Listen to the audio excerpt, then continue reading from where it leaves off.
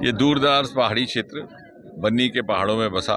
2014 से पहले इतना पसमानदा, बन्नी शहर तक भी सड़क दुश्वार थी।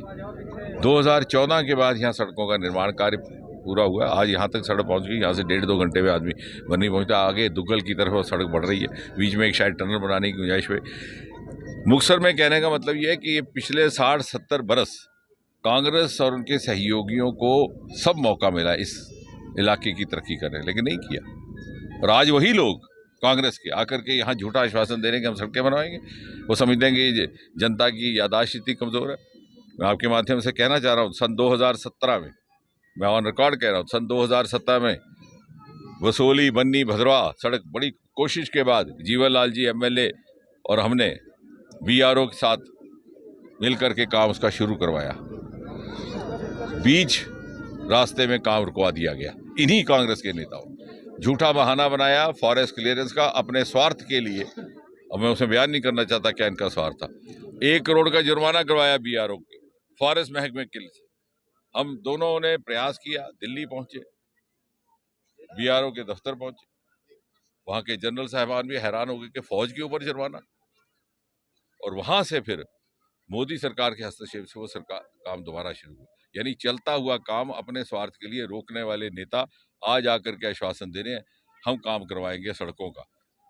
और वो समझते हैं कि जनता इतनी मासूम है, भूली है कि वो भूल गई। और अगर वो भूल भी गई हो तो जिस तरह से वो सियासत कर रहे हैं, हम भी कम सियासत नहीं कर रहे। हम जनता को बार बार याद करवाएंगे। सर, जिस तरह से आज 10 सालों के अंदर विकास हुआ है, जिस तरह से रोडों का जाल बिछाया, सर कांग्रेस पार्टी वाले कहते हैं कि ये हमारी स्कीम है, क्या कहेंगे सर? वही मैं कह रहा हूँ कि आप नोट करिए, सन 2017 में, क्योंकि मोदी 14 में आए, उसके बाद ही काम शुरू हुआ। 17 में एक महत्वपूर्ण सड़क बसोली बन्नी भद्रवाह लिंक, और हम दोनों ने और बाकी सबका कहना था कि ये BRO बनाए, शुरू करवाई। ये नेता वहां गए, इन्होंने काम रुकवाया। और क्यों रुकवाया? ये मलबा वहां फेंक दिया फौज वालों ने, इसका जुर्माना होना चाहिए।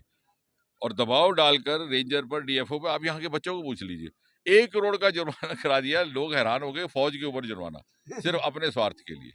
ये वो लोग हैं जो चलते हुए कामों को रुकवाते रहे कि उसमें से कुछ निकले इनका स्वार्थ। और ये समझते हैं कि भूल गए।